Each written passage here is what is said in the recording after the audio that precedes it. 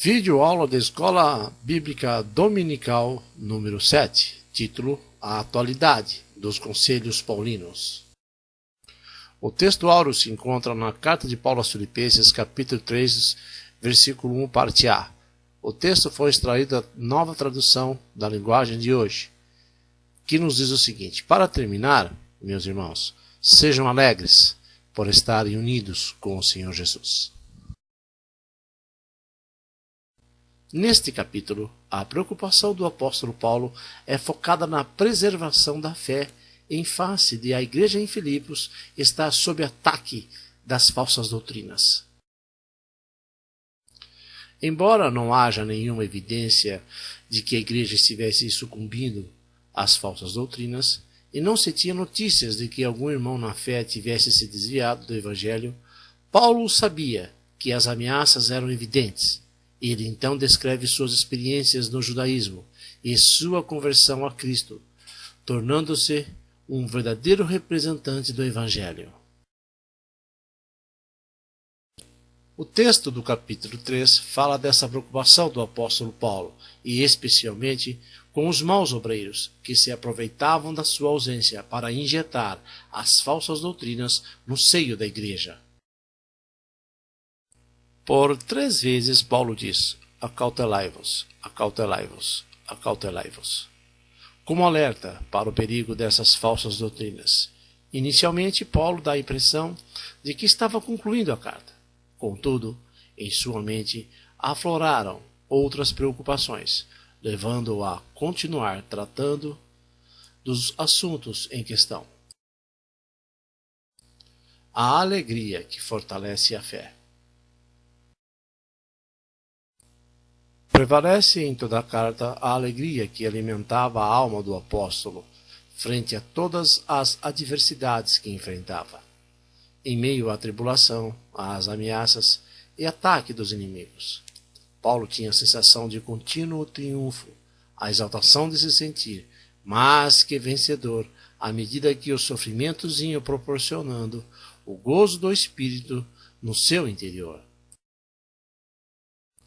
Na verdade, Paulo faz um prelúdio solene do gozo que sentia para falar de outros assuntos. Resta, irmãos meus, conforme está escrito em Filipenses capítulo 3, versículo 1. É uma frase que aparece no texto grego como to loipon, traduzida como finalmente, o algo restante. Esse algo restante havia deixado sua mente empolvorosa, porque ele sabia dos falsos mestres que haviam entrado na igreja com as falsas doutrinas. Ele tinha algo a dizer aos irmãos da igreja em Filipos. Porém, para falar de assuntos tão graves, ele apela ao regozijo espiritual como reforço da fé. Quando ele diz que resta ainda, era porque muita coisa ele ainda escreveria até o final da carta, demonstrando seu cuidado com os ataques judaizantes que tentavam perverter o evangelho ensinado por Paulo à igreja de Filipos.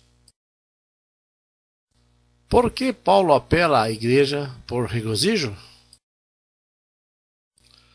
Paulo sabia, por experiência própria, que seria difícil aos filipenses suportar o aborrecimento produzido por aqueles falsos obreiros. Era um aborrecimento que afetaria a fé e diminuiria o entusiasmo por Cristo.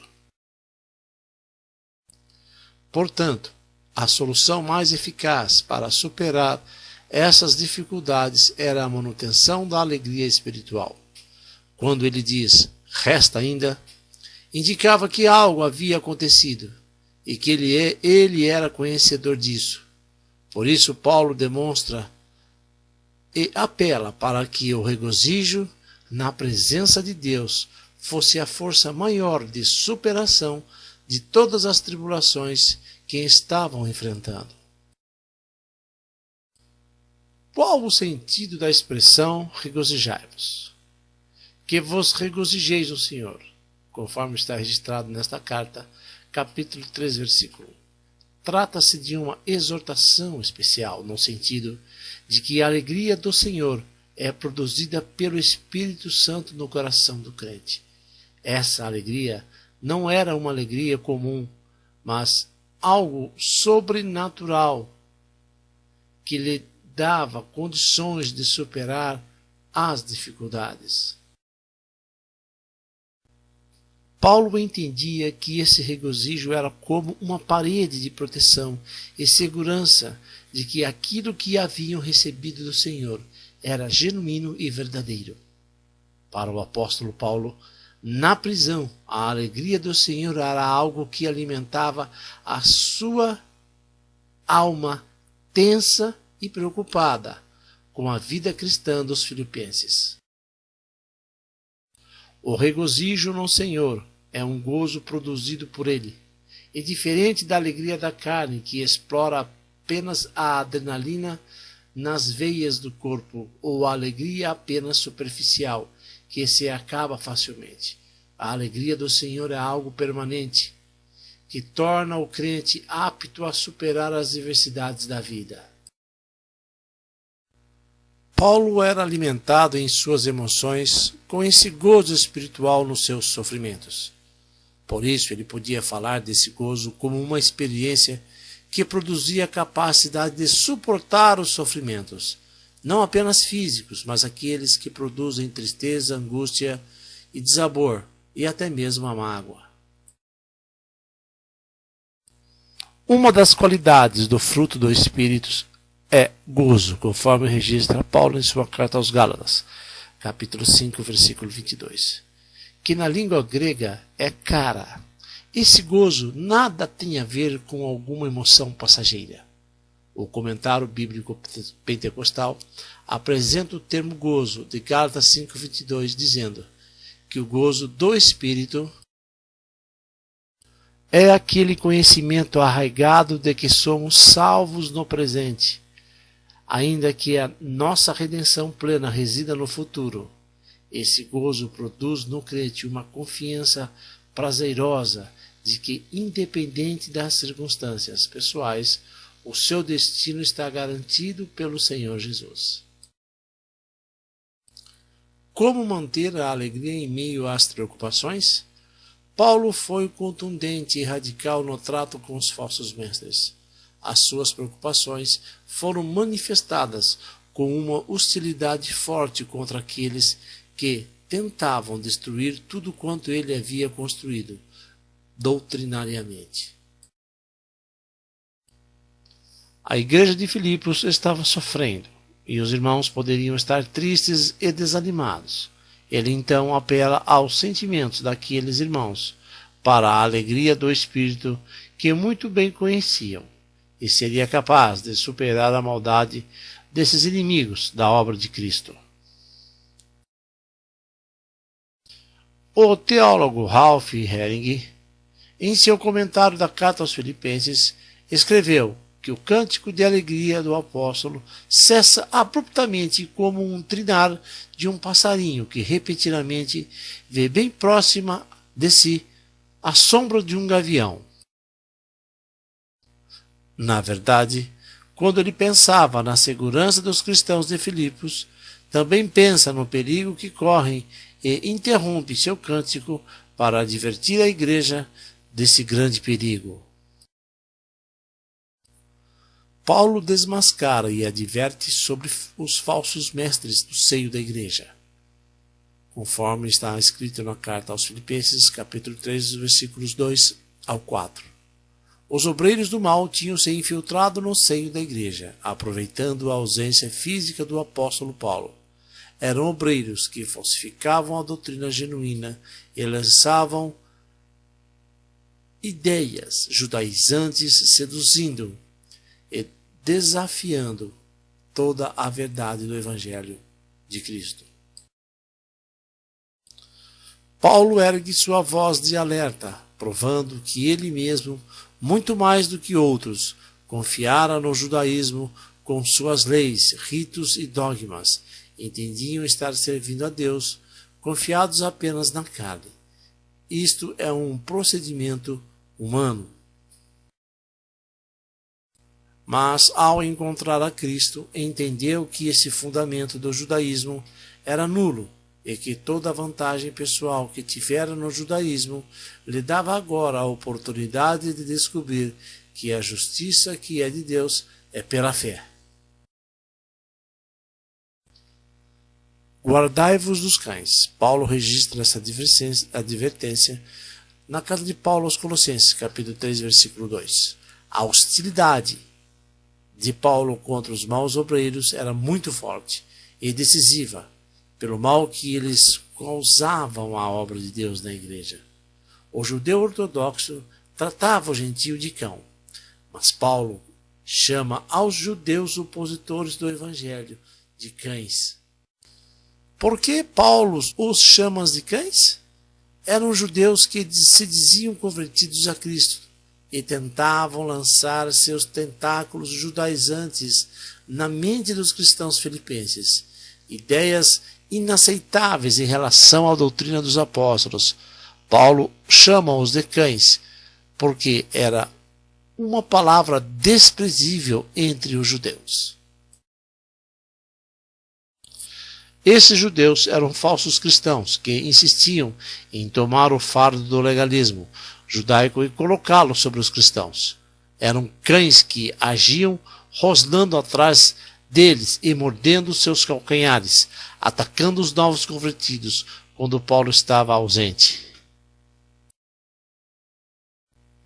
Eram como cães, porque eram carnívoros e mutiladores, no mesmo sentido da mutilação física no rito da circuncisão. Paulo os repelia com veemência e pediu aos filipenses que se cautelassem dessas pessoas, porque queriam de fato dominá-los com suas doutrinas falsas. Guardai-vos dos maus obreiros. Antes de tudo, Paulo os chamava de cães, que rosnavam para impor suas ideias. Em seguida, ele os chama de maus obreiros, para dar um caráter humano a essas pessoas. Eram, de fato, obreiros da iniquidade. Guardai-vos da circuncisão. Paulo registra essa advertência em sua carta aos Filipenses, capítulo 3, versículo 2. Entre os judeus, a circuncisão implica uma cirurgia em que o prepúcio masculino é removido, mediante um rito de caráter medicinal, ético e moral. Os judeus adotaram esse rito também com um caráter religioso. Um homem tinha que ser circuncidado para ter direito a ser membro da comunidade de Israel. Alguns eruditos fazem da circuncisão um ato de mutilação. Os judeus convertidos ao cristianismo, muitos deles não conseguiram se libertar das travas do judaísmo e queriam que esse rito fosse adotado entre os cristãos. Os principais opositores de Paulo eram advindos do judaísmo e queriam impor costumes judaicos, entre os quais a circuncisão. O que existe de importância ética e moral para o judeu na prática da circuncisão não é para o cristão. Os judeus cristãos, não todos, que defendiam esse rito no cristianismo, tiveram a resposta do apóstolo Paulo, que lhes mostrou que a circuncisão verdadeira do cristão está no coração. Segundo o comentário bíblico pentecostal da CPAD, os cristãos filipenses não deveriam ter como motivo de orgulho quaisquer sinais físicos que demonstrassem sua condição de comunhão. Porém, antes deveriam orgulhar-se em Cristo e na sua obra. Portanto, não seria o cumprimento da lei mosaica a que deveriam ser irrepreensíveis, mas deveriam ser fiéis à fé recebida de Cristo Jesus. A verdadeira circuncisão é aquela que é operada no coração e não é algo da carne, mas do Espírito. A verdadeira circuncisão cristã. No Antigo Testamento, a circuncisão era um rito físico com caráter moral e espiritual. Por quê? Por esse rito, as pessoas tinham um sinal físico de pertencerem ao Deus de Israel. Porém, os seguidores de Cristo não precisam da circuncisão física e ritual do Antigo Testamento para serem identificados como pertencentes a Cristo, porque a circuncisão espiritual é operada pelo Espírito no coração de cada crente. Os adeptos da circuncisão se gloriavam desse rito para se identificarem como filhos de Abraão. Os filósofos gnosticistas se gloriavam da sua espiritualidade baseada na sabedoria. Porém, o cristão se gloria apenas em Jesus Cristo. O judeu tradicional via no rito da circuncisão uma forma de adoração e dedicação exclusiva a Deus. A finalidade da circuncisão era deixar um sinal físico, que representasse a circuncisão no coração do homem. Paulo advertiu os cristãos de Filipos a que não aceitassem qualquer imposição dos adeptos da circuncisão na vida cristã, que eles tivessem cuidado com os mutiladores da fé cristã, que não depende de coisas físicas ou materiais. A perda que significa ganho. O cristianismo é cheio de contrastes, de paradoxos. Paulo descobre um novo código de valores, pois ele diz: mas o que para mim era ganho, reputei-o como perda por Cristo. Versículo 7 do capítulo 3 da carta aos Filipenses. Aquilo que lhe parecia na velha religião um ganho, um grande ganho, ele acabou descobrindo que era de fato um verdadeiro fracasso. O que antes ele considerava sem valor e, na verdade, pernicioso, agora reconhece que é o único valor pelo qual vale a pena lutar. Que valor é esse? Ele achou o valor maior de sua vida em Cristo. O conhecimento de Cristo revelado tornou-se o valor supremo da vida do apóstolo Paulo. Tudo o mais se transformou em perda por causa de Cristo. Todos aqueles valores do judaísmo que Paulo defendia com todas as suas forças, ele descobriu algo superior, que é o Evangelho de Cristo. A excelência do conhecimento de Cristo. Capítulo 3 da carta aos Filipenses, versículo 8 e 9. O conhecimento de Cristo não era algo teórico, acadêmico, e sim algo mais profundo que envolvia a intimidade com Cristo. Seu relacionamento com Cristo o fez servo de Cristo. Todas as prerrogativas e privilégios anteriores conquistados no judaísmo mediante o amor do Senhor Jesus transformaram-se em refúgio e de somenos importância para o apóstolo Paulo. Em síntese, o que Paulo descobriu é que pelo exercício da justiça da lei, ele não conseguiu ser achado em Deus. Porém, com a justiça pela fé, a fé em Cristo Jesus, ele conseguiu tomar posse de Deus na sua vida e pertencer a Ele. Paulo desejava conhecer mais profundamente a Cristo. No texto de Filipenses, capítulo 3, versículo 8, Paulo fala da sublimidade do conhecimento de Cristo. Ele, de fato, desejava adquirir esse conhecimento de modo mais implícito do que mero conhecimento intelectual acerca de Cristo. Percebe-se, então, nos versículos 10 e 11, três coisas que Paulo queria conhecer. Ele queria conhecer e sentir o poder da sua ressurreição. Capítulo 3, versículo 10. O texto diz: e a virtude da sua ressurreição. Isso é, o poder que ele, como homem, experimentou vencendo a morte, o inferno e o túmulo, e o mesmo poder que ele, Jesus, exerce no céu e na terra, como Senhor e Salvador, ressuscitado e glorificado. Paulo sabia que não bastava sentir o poder da sua ressurreição. Além de conhecer esse maravilhoso poder de modo profundo e eficaz, ele sabia que precisava conhecê-lo na sua participação de seus sofrimentos. Ele queria sentir no seu próprio corpo as aflições experimentadas por Cristo. Filipenses capítulo 3, versículo 10. A expressão textual na Bíblia, na versão Almeida Revista e Corrigida, é a comunicação de suas aflições. Em outras versões, o texto diz, é a participação nos seus sofrimentos, o que não muda a essência da expressão. Paulo não tinha a presunção de querer expiar a culpa e os pecados de ninguém, nem os seus próprios, mas queria ter o gozo de experimentar os mesmos padecimentos. A teologia do sofrimento, tão repudiada pelos teólogos modernos, especialmente os que se adaptaram à teologia da prosperidade, são confrontados violentamente pelo ensino de Paulo.